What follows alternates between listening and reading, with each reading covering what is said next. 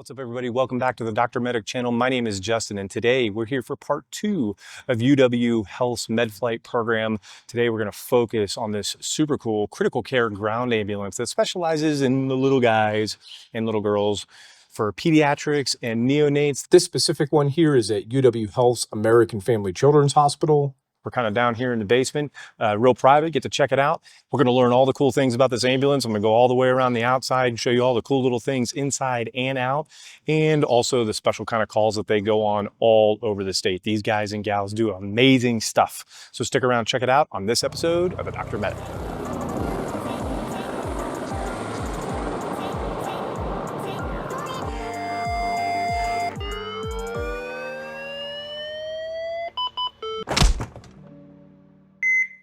So like I said, this is part 2. I highly recommend, if you haven't watched part 1, look at part 1 first, because we look at everything about UW Health's MedFlight team, which includes their EM team, which is on the helicopter. This is going to be focusing on their Peds Neo team, which is also on the helicopter, but they do a lot of ground transport as well. But just like with that helicopter where it's owned and operated by Metro Aviation, this is owned and operated by somebody different than UW Health. In this case, it's going to be MMT Ambulance, which provides ambulance service contracting all across the state of Wisconsin, Iowa, North Carolina, Virginia. I think they will go all the way down to Florida. They do have a 911 contract, I think, in Iowa, but a lot of what they do is interfacility transfers.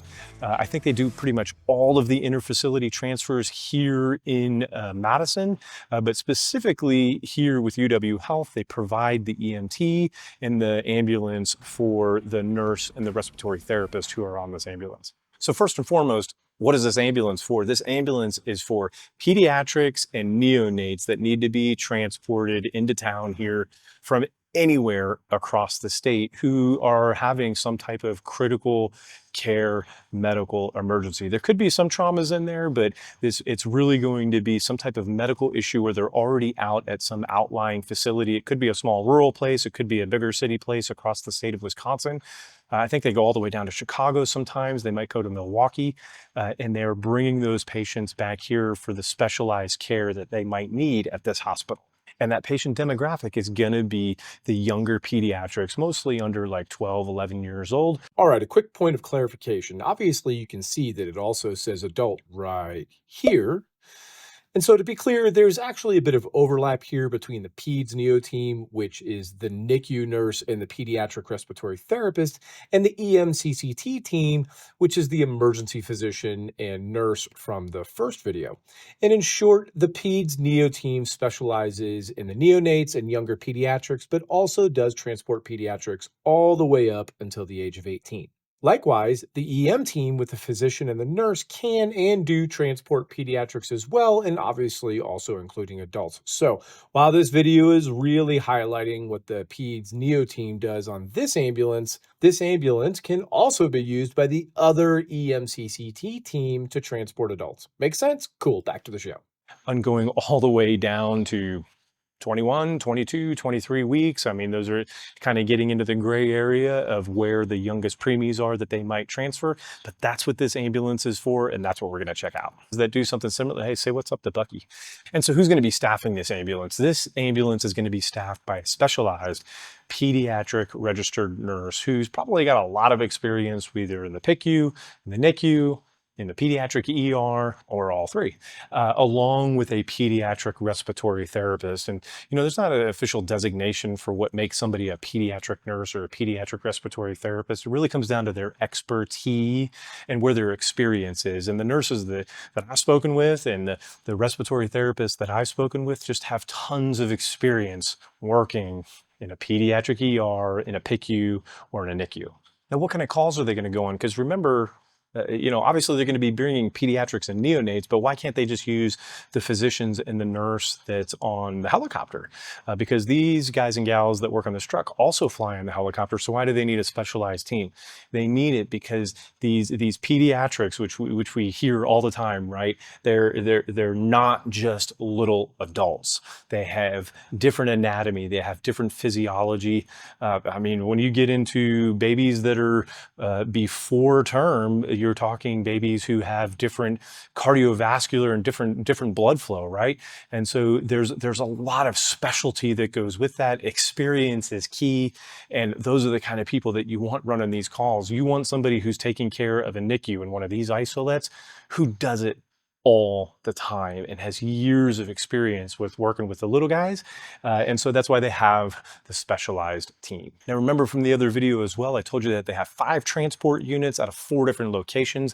They have a helicopter up in Portage, they have a helicopter in Mineral Point, and they have a helicopter down in Janesville. This ambulance here is at the Children's Hospital here at UW Health in Madison, and they have another ambulance down at Janesville. Okay, and so again, it's the doctor medic channel and I'm a paramedic, and there still is not a paramedic in sight. But why do they use a respiratory therapist instead of a paramedic? I mean, paramedics are supposed to be airway experts. Even the physicians, they're obviously airway experts, but these RTs have so much experience with an airway that is 1.5 millimeters in diameter or 2.0 millimeters or 2.5 or whatever it is. Those are very unique and rare airways. And I'm gonna tell you right now, as a paramedic, I don't have a lot of experience with that. I simply don't. And so if I'm gonna have somebody manage the airway of a 24-week-old, of a 28-week-old, I'm gonna want somebody who does it all the time. And if they have the ability to put a pediatric respiratory therapist on there, I'll take that all day. They're not going on 911 calls. And so that's where the paramedics kind of excel, right? Is on those 911 calls, the scene flights, the rapid assessments and stuff like that. They're not doing that. They're picking these patients up at outlying facilities and bringing them back to this hospital. So it sounds like a wonderful combination to have that pediatric registered nurse along with a pediatric respiratory therapist for these calls. And the best part, in keeping with the philosophy of bringing the resources of the hospital out to the patient, is what they do here at UW Health quite a bit, is that between the EM team, which is the physician and the nurse, and the peds neo team, which is the nurse and the respiratory therapist, and having a helicopter and this critical care ambulance, one way or another, they're going to be able to bring that patient. I don't think that there's really going to be a case anywhere in the state of Wisconsin that they are not going to have the capabilities to go out and pick up a patient. And one of the things that this crew does an awful lot of that is pretty rare anywhere in the world is transporting pediatric ECMO patients. They will take cardiothoracic surgeons, they might take a PA, they might take a perfusionist. It just kind of depends on where was the kid cannulated. Were they cannulated at a hospital already? Do they need a resource from this hospital, from the cardiothoracic surgeon, to go out to the hospital and cannulate? It really doesn't matter. Whatever the patient needs, they will have the resources between that helicopter and this ambulance to get to the patient, get that patient what it is they need, get them stabilized, get their airway under control, figure out where they need to go, and get them there safely in the right amount of time. Okay, and let's start up front with this ambulance. This is obviously basically a brand new Ford Econoline ambulance, which makes it Econoline. That makes it a Type 3. Because this was originally a van that then had the back of the van removed and the box put here. So Type 2 would just be a straight up van that was converted into an ambulance. And then a Type 1 would be, instead of this Econoline, it would be an ambulance that's based on more of like a Ford F450 or Chevy, it doesn't really matter, but some type of pickup truck frame with the pickup truck cab. And then the big ones that you see oftentimes with peds neonate teams, you see a lot of big commercial cab ambulances. Well, you know, I love what they've done here, and we're going to talk about it when we get inside. Their efficiency with space is so good that, first of all, they don't need it. And most of the times, those big commercial cab ambulances, while they're super cool, you really don't need them, because oftentimes you're going to find out that it really comes down to just being efficient with your space. And I'm going to give, this is a very contentious point all across EMS, all across the country, especially in the United States, where we want these big, giant ambulances. I'm going to put it to you this way. If you can fit a paramedic and a nurse, or a physician and a nurse, like they do here at UW Health, in the back of a tiny little helicopter, and have all the resources that that patient needs, and you know, as the provider, don't even have to get out of your chair. If you can make all that work in that tiny little bit amount of space, you can make it work in this big old ambulance. And yes, That is a big ambulance compared to a helicopter. So the big giant ambulances that look like school buses, I mean, I think they're cool. I like riding in them. I have one where I work. Okay, so there's really not a whole lot on the front of it that's different than a regular ambulance. You have your strobes up top. They're not running a whole lot of lights and sirens calls because they get these patients stabilized, and it doesn't really become a time issue at that moment. It becomes a quality of care issue. And like I said, they've got this super high quality of care crew that's with them. And so maybe they don't need to go lights and sirens all the time, and they don't do it most of the time.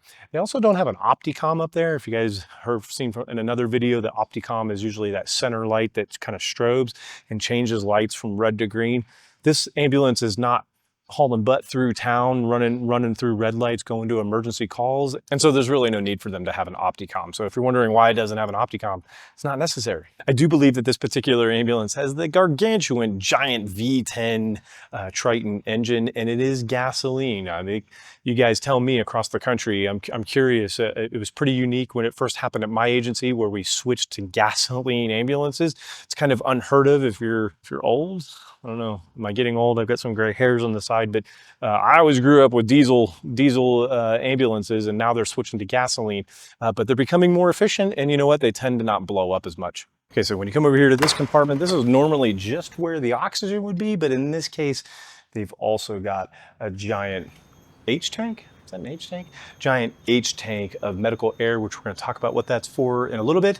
And then also the giant H tank of oxygen. And you're going to see there's a little pass-through window so that you can reach these valves from inside to actually turn these on. We've got a long spine board. I don't think they use that very much, which is good. And they actually have a pediatric spine board. Oftentimes just used to help move the patient, not so much for immobilization in most cases. And then up top, they're going to have some C-collars and some of their pediatric head blocks. Ain't that cute? Pediatric.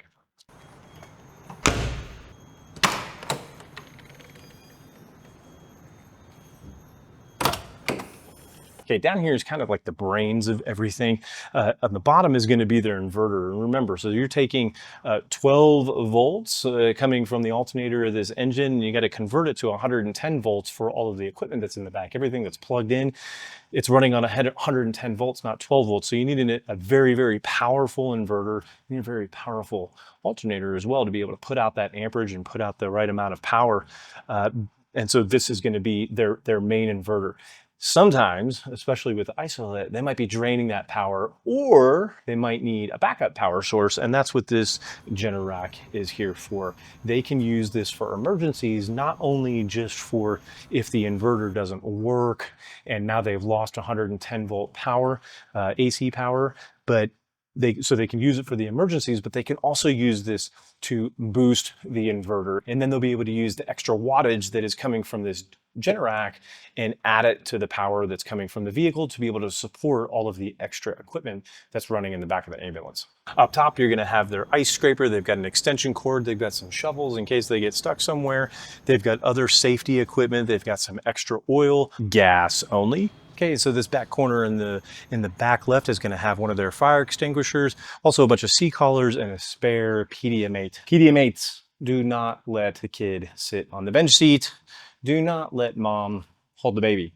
Everybody should always be secured on these ambulances. We'll talk more about that in a minute. Moving around the back here, you're going to see these big chevrons, these big stripes back here. As part of the triple K standard. And I've seen EMS agencies, I've heard EMS managers complain about things like those chevrons being a requirement. And I can tell you right now that if you are going to get injured or if you're going to get killed as a paramedic out in the field, the chances are it's going to happen by getting hit on the highway. These chevrons are going to increase the visibility of this ambulance, especially when it's on places like the highway, when somebody pulls around and shines their lights. This is all going to be reflective, and it's going to lessen the likelihood that somebody's going to ram into the back of this ambulance. Now remember that UW Health MedFlight is a air and a ground service, which means that this ground ambulance is also held to the CAIM standards for ground transport ambulances, which is pretty high. There's other accreditation standards that are out there. I'm not going to say that one is better than the other, but to have a ground ambulance that is CAIMS accredited is about the highest standard that you can possibly get. And they've got that here. Aside from the obvious turn signal lights and stuff, they have their red and blue lights up here above as well. 2 of those are probably also a scene light that the driver can turn on to shine a big light back here to make things a little bit brighter if they're on a dark scene. And that little black dot right there is going to be their camera. Okay, this itty bitty little compartment down here is going to have it looks like there's at least 1 D tank down here and 2, those are probably E tanks. One of them's oxygen and one of them is medical air. Did y'all say what's up to Bucky right there? He's tough, he's fearless, he's angry, and he doesn't. All right, walking around to the other side of the ambulance, one of the coolest things of this ambulance is that it has a sliding door on this side. I don't know why I think that that's super cool. It's just rare. I don't know if maybe that was originally here because they're up against this wall here and it reduces the outward distance needed for a door to swing open. Obviously, somebody's not going to swing into this door since it's a sliding door, but it's pretty cool that there's a sliding door there nonetheless. This top compartment in here, remember, this is going to be accessible from inside as well. We're going to have extra pumps right here. This is going to be the RT bag that is designed just for pediatrics. When you come down, you're going to have your portable suction unit. Here, we're going to have some extra vent circuits and another battery for their power cot. And then down below, this is where the giant 12-volt batteries are. There's 2 of them that actually power the starter for the truck, and it runs on these batteries when it's unplugged. All right, so sitting up front here, I mean, it really feels like a regular ambulance, but it's very clean, it is very organized, and everything is exactly where you need it. The steering wheel and the dash, that's going to be standard for this Econoline van, or if this was a truck, or if it, like an F450 or something like that, that's all going to be exactly the same as a regular street-going vehicle. This top row switches up here has some auxiliary ones that I don't think are really plugged into anything, but the main one is going to be this primary and secondary, and it's already left on primary, so that way if they did need to go lights and sirens, all that this EMT has to do is just click this red button, and boom, we've got flashing red lights. Now, the primary ones are really for driving around town, 911. If you get somewhere and you're going to be on scene and the ambulance isn't moving, you can actually flip this down to secondary. And then the lights don't flash quite as much. They're a little less intrusive and, you know, they don't flash as much. And so secondary is really for on scene and primaries for on the way. And to turn it off, just turn the red switch off. Okay, this bottom row of switches is really going to control mostly lights. You're going to have a left floodlight, a right flood, and a rear flood like I showed you earlier. And that's going to be on either side of the ambulance or in the back. And if you just hit the light, it's going to light up the right side of the ambulance. If you hit the back one, it's going to light up the back side. And if you hit the left one, it's going to light up the left side. This box right here is going to be their federal PA system. It's going to control their sirens and their horn. So depending on how they switch that is where they go back and forth between their different sirens. That's why you kind of hear it not always stay the same siren, because sometimes people get too used to that, like drivers out on the street. And so if they go from that regular siren over to the more annoying one that sounds a little bit louder and back and forth, they control that with this switch. It also has its own microphone here. And this microphone is not only so that you can yell at your partner to grab you a coffee when they get out of the ambulance, but it's also so if you had to talk to another driver nicely, if you had to talk to another driver to move one way or the other, or if you had to say something over the PA system, you would talk through this microphone. This area down here is just showing you the voltage. The voltage is very, very important. Obviously, this is a vehicle, so it's a 12-volt system, and you really got to have on this type of ambulance at least over 14 volts to be able to keep up enough power to power everything while you're driving down the street, in addition to that Generac as a backup back there if you needed it. These 2 radio heads right here are going to be like the regular public safety radios, so they can talk to the MMT dispatch. But remember, this is a UW Health system, so UW Health has their own dispatch, and those are communicated to the dispatch, which they call Medcom, I believe, through their handheld radios. But the EMT here, remember, is an MMT employee, can talk to their dispatch or can talk to other EMS systems, law enforcement, fire, through these radios right here. Right here is going to be their iPad. This EMT does their own report. In addition to the med crew in the back who does their report for the patient, this EMT also does a patient care report on this iPad. Then obviously right here is going to be your gloves. BSI Scene Safe, where they get their gloves before they even get out of the ambulance. And then moving up top, we got 2 obvious super cool pieces of technology that are here for safety, but also for accountability. Paramedics and EMTs across the United States, we like to accidentally bump our ambulance into things. And so one of the reasons why we've historically done that is because we can't see out back. And oftentimes our partner's busy, right? They're busy taking care of the patient back there or something like that. And so sometimes it makes it really hard to back up. This is an extremely wide angle backup camera that I showed you that is out back. It's very, very clear. Plus there's a backup alarm here. And so it makes it pretty safe to be able to back up this ambulance. Right here is going to be their camera system. And a lot of people think that that's just a dash cam, and it's way more than that. It's a full monitoring system that is tied to the employee that is sitting here driving. There's a camera facing forward. There's a wide angle camera facing backwards, so you can see everything that's going on up here. But it's got your very unique AI technology like some cars have that might only bark at you in cars if maybe you're on cruise control. This one is looking at you all the time. So as this EMT is driving down the street, if their eyes are drifting away from where they're supposed to be looking at, this device is going to notice that. It's going to give them a warning. But sooner or later, if those warnings persist, that's when it kind of goes to a reporting system and is actually tracked, and it is actually a part of the EMT's performance. Or if you work on a 911 truck, because these are on thousands of trucks across the country now, it's tied to whoever's sitting in this chair. It can be tied to their performance. Now, some people don't like that. But you know what? That thing holds people accountable for wearing their seatbelt, for not being on their cell phone, for not messing around with food or a soda or yelling at another driver or something like that. Those cameras are great, in my opinion, because they hold the person who's sitting in this seat accountable. And I think that's it for up front. Let's jump in the back and check out all the cool stuff. All right, so just check out how cool this ambulance is. And I hope that you can already tell that when you look in the back of this ambulance, that it doesn't look like a regular ambulance. And it's not just because of this Isolette right here. It's because of the way that it's laid out. Before I get into looking at everything, just take a look at how it's so obvious that everything that is back here is where it's supposed to be. Everything has its own spot. And not only does it have its own spot, arguably more importantly, everything is secure. So that's probably, a philosophy that is taken over from the helicopter part of UW Health MedFlight, in that, in aviation, in the back of those helicopters, everything has to be secure. Everything, your folder, your bag, every little vent thing, every tubing, everything has to be secure because it doesn't take much for something to fall on somebody or to fly forward. And now we're causing injuries that we don't need it to have. So starting over here, this is going to be our little door. So if you need to reach through here, which you do need to reach through there to turn on the main valve for the medical air or the oxygen, you would do it through this little door. And so check out these two devices right here. These are both remotes, and this is a head unit. Yes, I said head unit. I was raised in the 90s where we worked 50 hours a week so we could go buy a $1,000 Alpine head unit.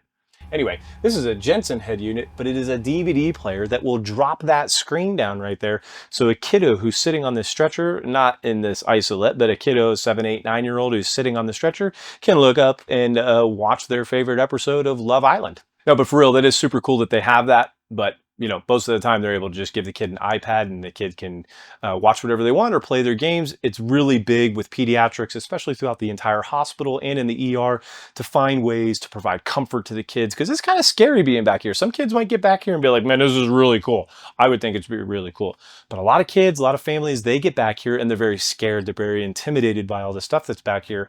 And so anything you can do, whether it's stuffed animals, whether it's the towels that you're going to look at or the blankets that you're going to look at or the DVD player or an iPad, these things help relax the child, which plays into their overall health, because a kid who is more relaxed and is less stressed out, he's having less oxygen demand, he's stressed out less, the cortisol levels in his body are less. But the general theme of it is that the less stressed out that kid is, the more relaxed he is, and that's going to play into his or her overall health. Okay, as we move over here, this is going to be their ventilation panel, and it's off right now because it's so hot back here, because I can't hear if I turn the air on. It sounds like this. Ah, feels so good though. But we're making a video, so I got to turn it off. Either way, they can control that from that panel right there. So then you're going to have two microphones here. One of them is going to be able to access the actual radio of the truck, and the other one's going to be able to access the intercom system that goes back and forth between the crew here and whoever's driving up front. Moving over, we're going to have several 110 volts here.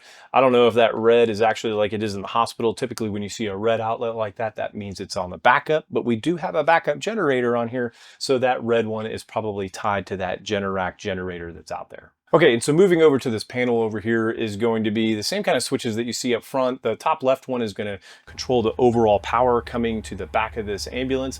And the next three here are going to be the lights. So if we switch this light off, gives us a high and a low. That's kind of cool. And then this is the action area, which is the lights that are underneath here. So you see it, whoop, boop. I don't know if these code buttons are actually in use or anything like that, but that could be to tell other people that something bad is happening in the back of the ambulance. You do have a little buzzer right here, which you can buzz the front. Beep, beep. You have an exhaust fan here. Sometimes it gets real stinky in the back of the ambulance and you want to blow all the exhaust out. You would do that with that button right there. These two vacuum ones right here are going to be tied to the suction units that are on the truck. There's one. There's the other one. And so as we move along over here, this is going to be your regulator for the medical grade air. You have two oxygen ports here with one oxygen regulator. Going down below, this is going to be a pretty standard cardiac monitor. It is an X series Zoll monitor. Now, this thing does all of the standard stuff that's on any ambulance. It can take blood pressures, pulse ox reading. It might be able to do a carbon monoxide reading. Some of them can do that as well. But it also monitors your 4-lead ECG. You can acquire a 12 or a 15-lead EKG on it as well. But the big thing that it does is it's also the defibrillator. It's also the synchronized cardioverter. And if you needed to transcutaneously pace somebody to make their heart rate go faster, you would use this machine. However, we are on a critical care ambulance, and these things are kind of like cars. When you purchase one, there's a lot of options. And the most expensive options that come on this are adding in transducer sensors to the back to where you can add in a line that is measuring some type of transduced pressure, you know, in real time, like an arterial waveform or something that's attached to a central line or a Swansgans or something like that. And I think that they have 3 ports on here. I don't know. I think that almost doubles the price or maybe makes the price 50% higher. So these things are very, very expensive, but they're able to monitor those critical care values in real time here. Moving down below, this is going to be where one of their suction units is.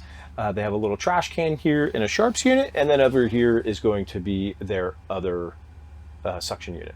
Kind of moving along here to the side, this is going to be their Hamilton T1 vent. Again, both the vent and this monitor over here are secured, and they are not going to go flying if your partner hits the brakes, if a deer runs out in front, or even if you get in an accident. This stuff is going to be secured. These T1 vents are extremely high tech. They have a lot of great parameters, a lot of great sensors. They're very, very forward thinking. These Hamilton vents, the T1 and the T2, are pretty much the latest and greatest vents that are out there.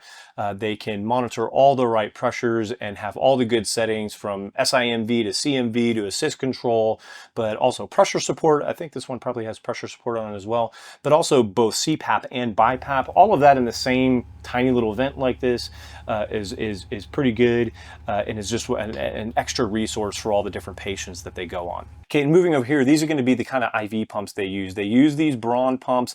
Everybody kind of uses something different, but they really, really seem to love these ones. These top two are actually going to be high volume pumps, which they don't really use on the NICUs, but they would definitely, or on the neonates, I mean, but they would definitely use them on a 7, 8, 9, 10-year-old.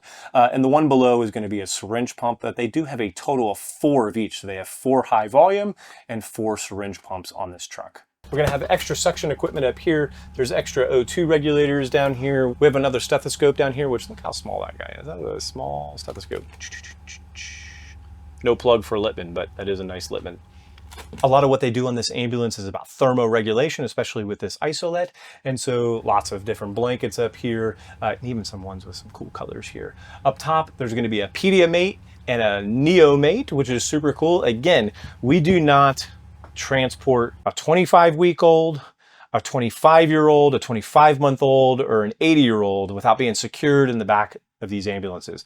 I'm telling you right now, you do not let that mother hold the baby on the way to the hospital. If you are a 911 ambulance, a paramedic, or EMT, everybody needs to be secured. If somebody hits the brakes, mom is not going to be able to hold that baby tightly enough. So everybody needs to be secured. If you don't have something at your agency, mom's got a car seat, dad's got a car seat, somebody's got a car seat. And if you don't, most agencies will have a pediamate or a neomate. Definitely use them. Moving over here to this last upper compartment is where they're going to have all of their different fluids. Again, it's critical care, so they're going to have a lot of hypertonic and isotonic fluids, some with potassium, some without potassium, some normal saline, some D5. They have an awful lot of different ones up here. They even have 3% sodium chloride. And they do have clinical practice guidelines for that, so that's definitely a critical care procedure right there. And then this battery right here is going to be for their fluid warmer. All fluids given should be warmed unless your patient is hyperthermic.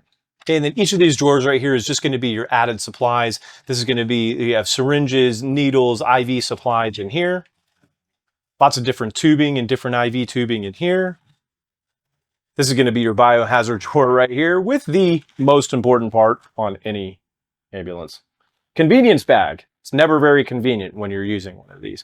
But you also have your masks in here, your N95 respirators, plus your surgical masks.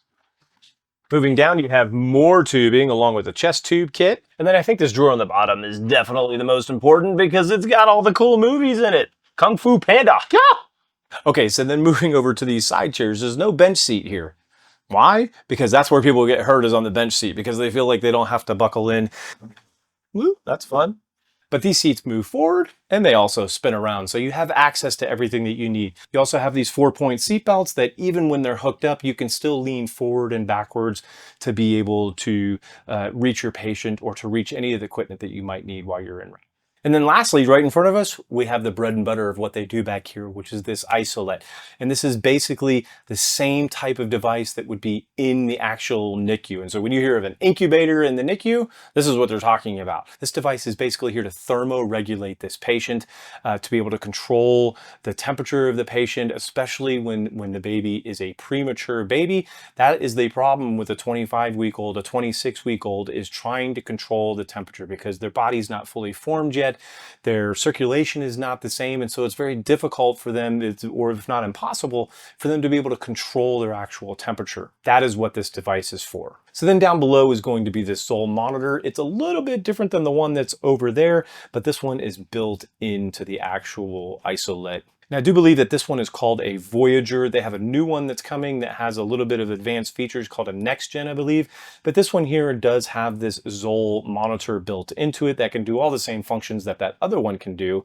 Over to the left is going to be their cross vent, which is it still is an advanced ventilator because it can do advanced modes, but they also have the oscillating ventilator over on the other side, which the respiratory therapist is going to assess the patient, try to figure out what's going on with the patient, is going to make the decision on which one of those modes, which one of those ventilators is going to be best for that patient. And then down here in the middle, this is basically the control unit for this Isolette. You're going to be able to have even though the monitor over here is monitoring heart rate and pulse ox, the actual Isolette has the sensors in there too. It can measure ambient oxygen. They don't really do that much. If they're going to give oxygen to this kid, they're going to give it by way of either a mask or an actual endotracheal tube so that they can really control the pressures, but also the percentage of oxygen that they're getting. I do believe on this ambulance, on this side is where the nurse would sit, and the nurse would be able to open this. They would be able to open up the front case here and actually lower this down, and they would be able to strap the kid in with the straps that you see here. So even when they're in the Isolette, the kid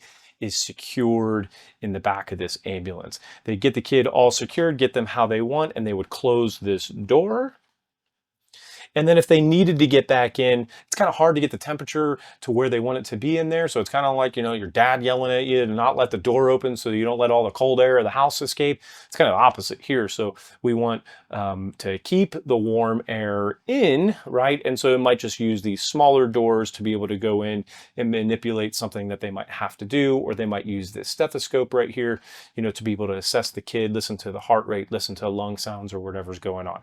And so it's all about trying to maintain that temperature again. And then kind of moving down to the other side of the Isolette, it's not, the thermoregulation is also by fluid, right? So this Ticotherm down here actually circulates fluid through the mattress that's underneath the child inside of this Isolette. And so that Ticotherm is going to use an internal core temperature probe that's inside the patient and match that to the temperature of the fluid that is being circulated through the mattress based on whatever the nurse sets the settings at. So between the fluid going through the mattress, trying to match the core temperature to that probe, along with the air that is circulating through the system, again, it's all about thermoregulation with these neonates. Now, a quick note here. While the Ticotherm has several uses related to thermoregulation, such as patient warming or just maintaining a temperature, it was specifically designed to treat hypoxic ischemic encephalopathy, otherwise known as HIE, which is a life-threatening condition where a newborn doesn't receive enough oxygen to the brain at the time of birth, which can lead to long-term brain damage or even death. Now, the research is clear that inducing whole-body hypothermia, which is what this Ticotherm device is designed to do, especially by cooling the brain by up to 5 or 6 degrees Fahrenheit and then slowly rewarming, it flat out reduces the risk of death or disability from HIE. From a research standpoint, this is a big deal and it's proof that this treatment saves lives and reduces disability, and they are doing it right here on this ambulance. And underneath that Ticotherm is going to be where the tanks are housed for the medical air and the oxygen. When they're here on the ambulance, they're just going to quick connect those to the wall or quick connect them into the helicopter if they're on the helicopter. But when they're transporting in between the transport units, whether it's the ambulance or the helicopter, like in or out of the hospital, they're going to need to have their own oxygen or their own medical air, and that is kept inside this gray box right here. And this last device right here is actually what delivers the nitric oxide. If it's indicated for this patient to have nitric oxide, this is a flow dependent device right here, and they would adjust the values on this device to integrate into whatever ventilator they're using to deliver the appropriate amount of nitric oxide to the patient. Now, moving over to where the captain's seat is, which is where the respiratory therapist would sit, you can see this is where they would control the light for the phototherapy that the child might receive, including just a regular light. And the door on this side also opens, and that way the respiratory therapist can actually slide this little tray out and then could have access to manage the airway, whether they have to intubate or something like that, or just manage the airway. And like I said, technically this is the third vent. They have the Hamilton vent, they have the cross vent, and then this vent is their oscillating vent, which gets kind of complicated why a neonate might need this, but this is the vent that they would use to control that. And then lastly, over in this bag, I love that they do this here. I told you on the helicopter, they have the nurse bag. They have the doc bag, and then on the ambulance, they have a nurse bag right here. And then over on the other side, they have 2 respiratory bags. RT is cool, they get 2 bags. They get a neo bag and they get a peds bag. One is inside there and the neo bag is down here. Okay guys, and there you have it. That is UW Health MedFlight Peds Neo team. This is their ground ambulance out here at the Children's Hospital of UW Health in Madison, Wisconsin. An amazing group of professional clinicians with the highest expectations, both of professionalism and their clinical standards. And they've got this super cool Bucky on their ambulance. How cool is that? Hey, if I can come check out your helicopter, your ambulance, or your fire truck, visit my website at thedoctormedic.com, send me an email, throw a comment below, we'll figure it out one way or another.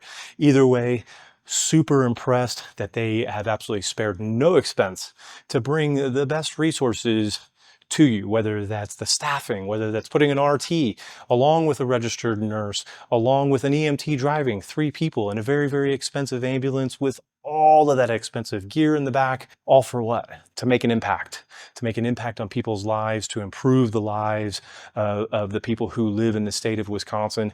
And I absolutely dig it. Y'all be safe, say something nice to each other, and I will see you guys on the next episode.